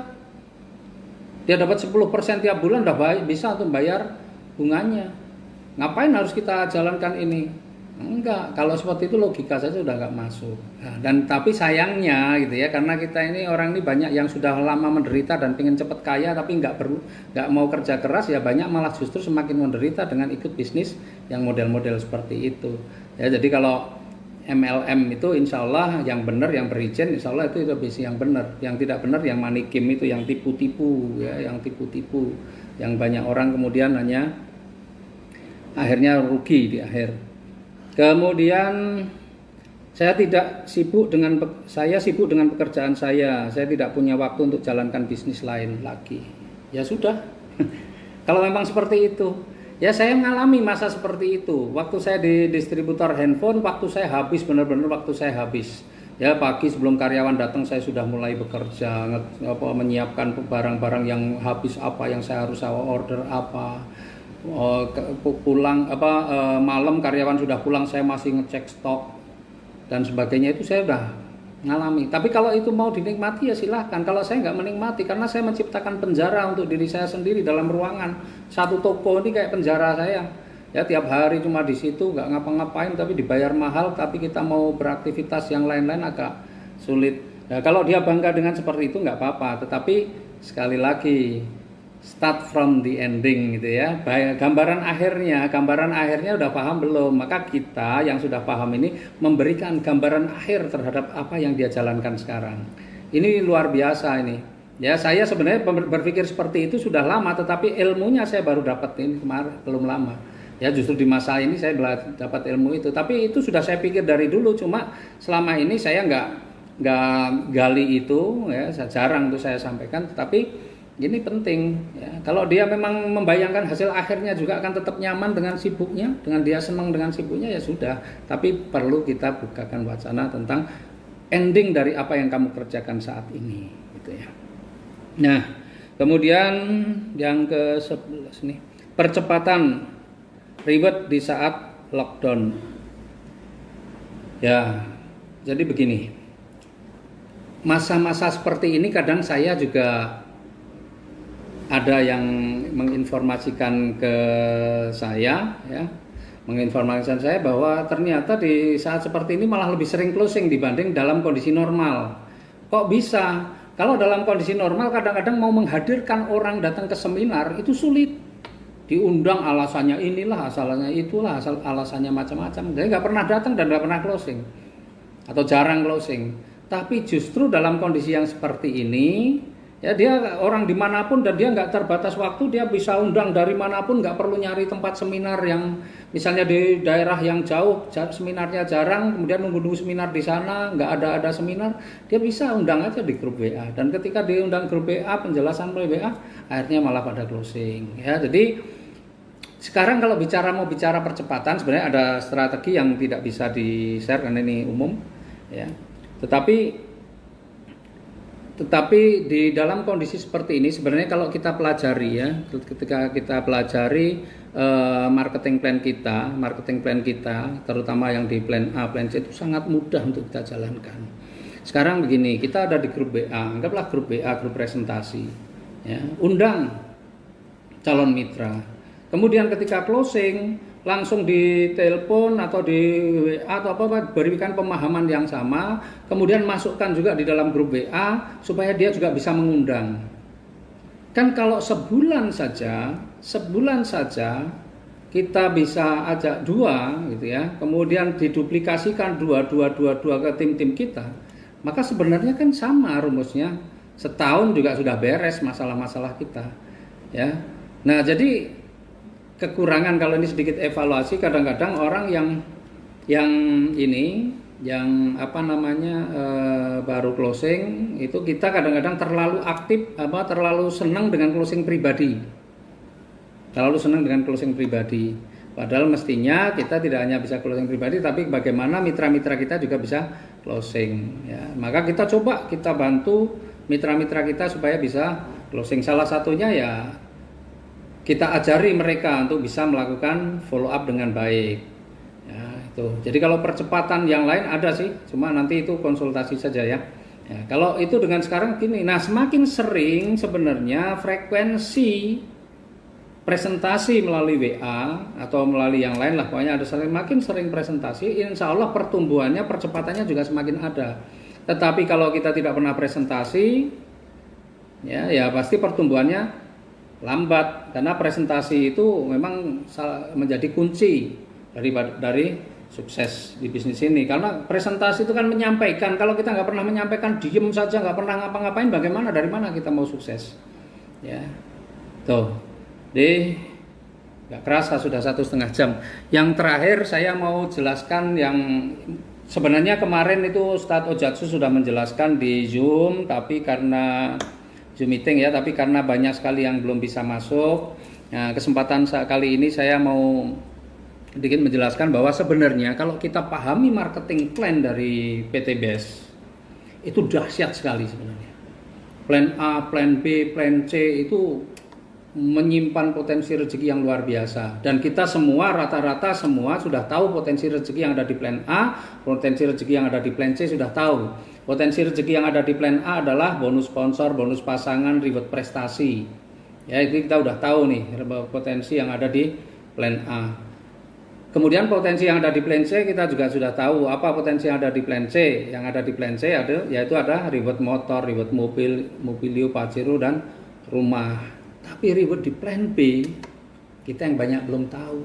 Reward di plan A ini kalau kita hitung-hitung maksimal gitu ya, dari bonus pasangan dan sebagainya. Ya, di plan A ini dari bonus sponsor. Kalau bonus sponsor kan tergantung kita disponsori, gak mungkin juga kita bisa mensponsori terus. Tapi bonus pasangan kalau tim kita berkembang paling sekitar 500-600 juta sebulan, itu udah paling dahsyat lah kalau bisa di plan A. Ya, di sekitar itu. Di plan C ya kita tahu lah 1,67 miliar, hanya mau berapa kali, paling mau 2 kali, 3 kali, 4 kali itu ya.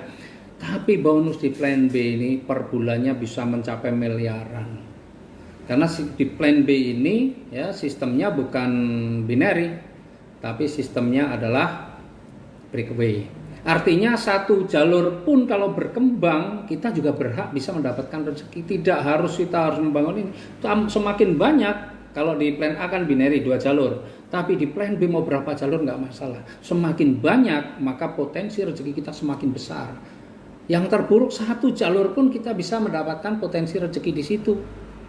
Nah, ini yang jarang memang kita gali biasanya di training-training, tapi kita memang karena terlalu fokus dengan motor, mobil, rumah, plan B ini jarang kita bahas dengan baik. Nah, teman-teman kita tahu bahwa sekarang ini memang kita harus akui ya, kita harus akui bahwa kondisi sekarang ini secara ekonomi ya, secara finansial kemampuan masyarakat itu semakin turun lah. Dalam kondisi sekarang ini turun. Ya, dalam sekarang ini turun. Nah, perusahaan ya, memberikan terobosan baru. Selama ini kan kalau baru registrasi IDRS dia belum berhak untuk mendapatkan bonus-bonus yang disediakan oleh perusahaan karena dia baru terregister sebelum dia melakukan pembelanjaan.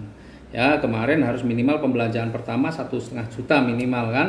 Nah, tapi alhamdulillah dalam kondisi ini PT BES pun membuat suatu gebrakan, satu terobosan baru, bahwa orang yang punya IDRS itu berhak untuk mendapatkan bonus plan B. Bonus plan B itu sebenarnya ada 3 ya. Yang pertama adalah royalti 20 generasi. Ini gede banget. Ya, kemudian ada royalti prestasi. Ini memang kalau tertentu ketika kita sudah punya peringkat ya, dan royalti kepemimpinan. Ya, ada 3 ini. Nah, kalau IDRS masih mungkin mendapatkan bonus di sini dari mana? Dari royalti 20 generasi. Royalti 20 generasi itu besar banget. Ya, kalau kita bisa membangun semakin banyak jaringan, semakin banyak tim, maka royalti kita dan semua berkembang, royalti kita luar biasa.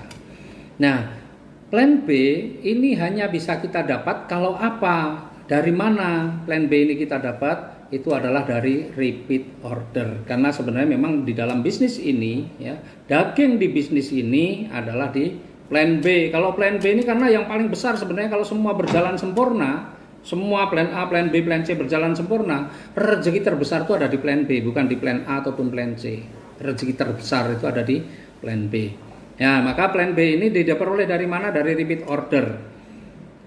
Nah, perusahaan membuat terobosan yang baru, IDRS itu berhak mendapatkan bonus di plan B, royalti 20 generasi. Ya, ini saya mau tunjukin nih, royalti 20, kelihatan jelas nggak nih? Atau kebalik nggak? Tuh angkanya. Angkanya itu bisa sampai puluhan miliar, sampai 10 miliar. Ini hanya membayangkan, ini mengasumsikan bahwa yang berkembang hanya 2 jalur. Bayangin kalau yang berkembang bisa 4, 5, 6, 7, 8, 9. Masya Allah, itu luar biasa. Nah, plan B bisa peroleh dengan repeat order. Berapa sih repeat order kita? Nah, repeat order kita ini murah. Repeat order ini cuma berapa? Cuma 350.000 minimal. Ya, insya Allah sebentar lagi mungkin Senin sudah bisa. Itu ada repeat order yang 250.000, yaitu untuk produk hand sanitizer. Ya, nanti dapat 10 botol, 1 botolnya itu 100 ml dan itu harganya sangat marketable lah. itu harga ecerannya itu 50.000. Ya, harga ecerannya 50.000. Jadi belanja 250 dapat produk nilainya 500.000. Kita saat ini bisa untuk operasional untuk jualan boleh. Ya, nah, bagaimana mengoptimalkan bonus di plan B ini caranya ya? Kita bersyukur karena orang ketika dia memang betul-betul tidak punya uang nih untuk ini, waduh kondisi betul ya sudah sekarang registrasi dulu 100.000, langsung belanja produknya dulu. Mungkin insya Allah ada yang 250, ada yang 350. Kalau 250 itu khusus produk hand sanitizer. Kalau 350 bisa pilih dua macam produk. Mungkin Hapsro semua boleh atau sama LVN yang cocok untuk kondisi yang sekarang. Itu RS repeat order. Dia RS mensponsori RS. Misalnya nih ketemunya orang nggak punya duit semua. RS dan semua melakukan repeat order, wah bonus plan B-nya juga bisa besar. Nah, kita juga selaku leader bisa nggak dapat bonus plan B? Bisa. Syaratnya apa? Syaratnya kita juga melakukan repeat order. Kalau kita nggak melakukan repeat order, meskipun di bawah kita ini di bawah jaringan kita ini repeat order semua, ya kita nggak repeat order ya kita nggak mendapatkan bonus di plan B. Tapi repeat order kita murah. Anggaplah itu untuk kita pakai sendiri juga nggak ada masalah. 250.000 kita 350.000 dapat 2 box. Atau 2 botol misalnya Hapsro semua yang cocok dengan kondisi sekarang itu habis 1 botol isinya 50 ya, satu keluarga isinya berapa orang? Kalau cuma 2 botol diminum 2 orang saja misalnya sehari 2 untuk menjaga sampai sehari 2 kalau suami istri berarti sehari 4 1 botol 50 kalau 2 botol 100 suami istri sehari 4 100 dibagi 4 berapa? 25 hari sudah habis ya. Jadi ini sebenarnya nggak berat, ini hanya untuk konsumsi pribadi saja nggak ada masalah. Ya nggak harus kita juga jualan. Tetapi kalau toh kita juga mungkin merasa perlu untuk tambahan income ya sudah lakukan penjualan. Tapi saran saya jangan sibuk jualan, carilah pelanggan. Carilah pelanggan. Jadi Bapak Ibu hanya untuk mencari pelanggan 2 orang atau 1 atau 2 orang yang mau membeli Hapsro misalnya. Atau 1 atau 1 orang aja dia mau beli Hapsro sama LVN kolagen misalnya, LVN strawberry setiap bulannya, selesai kita berarti tiap bulan kita ada melakukan repeat order, meskipun itu pelanggan kita bukan untuk kita ya. Dan semakin banyak kita repeat order juga berarti bonus kita juga akan mungkin lebih banyak. Di tim kita juga banyak yang melakukan repeat order, tidak hanya sekali tapi berkali-kali dia melakukan repeat order, tentu juga akan memberikan kontribusi untuk bonus plan B-nya juga akan lebih banyak. Nah, menariknya di sini. Jadi Bapak Ibu, plan B ini perlu benar-benar juga kita perhatikan juga, dan mulai sekarang mestinya dalam kondisi seperti ini kan kita semua konsumsi nih Hapsro kita konsumsi. Insya Allah hand sanitizer juga diperlukan, nanti kita repeat order untuk hand sanitizer-nya. Sehingga apa? Betul-betul ada omset di dalam tim kita itu untuk mendapatkan bonus di plan B. Kita harus mulai dari sekarang. Ya, justru kita harus mulai sekarang, mulai berpikir bagaimana kita sempurna di dalam menjalankan bisnis ini. Artinya sempurna itu kita bonus plan A-nya dapat, bonus plan B-nya juga dapat, bonus plan C-nya juga dapat. Selama ini orientasinya selalu hanya di plan A dan di plan C, plan B ini kayak anak tiri, padahal rezekinya juga besar. Ya, sekedar informasi, saya dengan Pak leader saya, kakek leader saya nih, Pak Suroto, ya mudah-mudahan tidak keliru, tapi yang terakhir saya terima begitu. Jadi saya dengan beliau ini kalau mingguannya menang saya. Tetapi kalau bicara plan B-nya, kan bonus plan B ini bonus tiap bulan. Jadi kerennya PT BES ini gini, ada bonus harian. Bonus harian itu dari bonus sponsor. Ada bonus mingguan itu dari bonus pasangan. Ada bonus tiap bulan. Ya, ada bonus tiap bulan. Bonus tiap bulan dari mana? Bonus tiap bulannya itu dari bonus plan B. Jadi setiap bulan kita juga akan menerima bonusnya. Rata-rata tanggal berapa? Biasanya antara tanggal 15 sampai tanggal 20. Itu ada menerima bonus plan B. Nah, saya dengan beliau Pak Suroto biasanya kalau mingguannya kadang menang saya. Tetapi kalau bicara yang tiap bulannya, beliau selalu lebih tinggi dari saya. Besar bonus plan B-nya. Ya, maka beliau luar biasa. Nah, ini kita perlu garap plan B ini. Mulai dari mana? Dari diri sendiri, gak usah mikir bawahnya dulu. Saya harus bisa konsumsi. Kalau nggak mau konsumsi, saya harus punya pelanggan. Itu konsepnya dulu.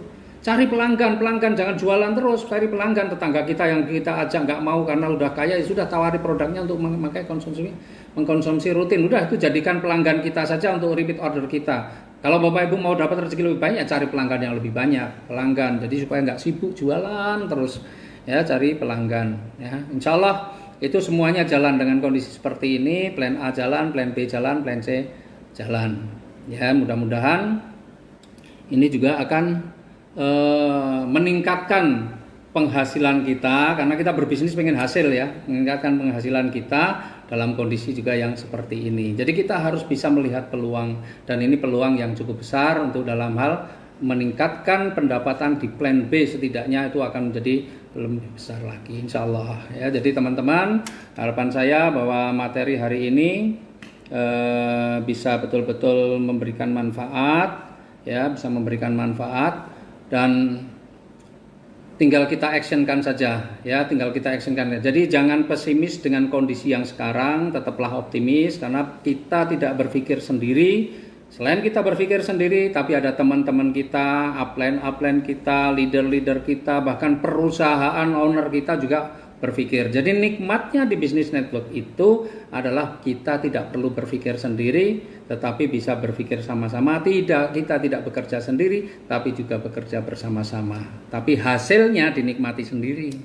Itu yang luar biasa. Ya, mudah-mudahan bermanfaat. Dan pesan saya kepada teman-teman, karena teman-teman ini sedang menjalankan bisnis, ya, ini teman-teman sedang menjalankan bisnis, bersikaplah sebagai seorang pengusaha. Pengusaha itu tidak banyak mengeluh, pengusaha itu orientasinya selalu berorientasi pada hasil, dan pengusaha itu selalu mencari solusi di dalam setiap kesulitan. Bukan mengeluh, bukan kemudian meratapi, tapi mencari solusi di dalam setiap kesulitan. Insya Allah kalau itu dilakukan, memang kita akan bisa menghadapi situasi yang seperti apapun. Tetapi kalau kita manja, kita malas berpikir, kita malas berinovasi, tidak pernah berkonsultasi, ya pasti kita akan berhenti dengan sendirinya, berhenti dengan otomatis. Ya, mudah-mudahan manfaat. Terima kasih sekali lagi. Salam saya untuk teman-teman semua, Bu Murni, Pak Rudi, Bu Husnan, Bu Endah, Bu Murni, Bu Afni, ya dan sebagainya lah ya. Dan terima kasih sudah memfasilitasi saya untuk banyak ngomong di sini yang hampir berapa?